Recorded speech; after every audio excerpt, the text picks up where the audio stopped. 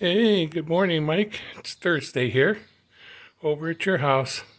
Boy, I got here in time. What a stroke of luck. Who knew?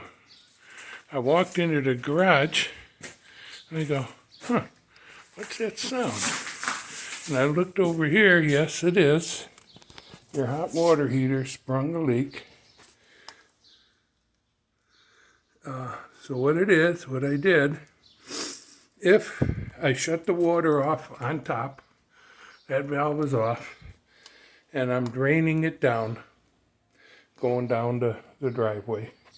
When I opened the vent on top to give it some air to help it drain, it just started leaking more, so I closed it. But it is draining down. I'm watching it, and I think we got it in time. It's not a mad gusher, and with this weather, it should dry up pretty quick. But I'm over here to cut up some stuff and put your garbage can out and do the regular checks. Anyhow, oh, you had asked about the citrus tree. Oh, it's barely making it. This heat, it's hard. It's really hard to keep them going with just me watering, half an hour once a week here, or a couple times a week now for a little while.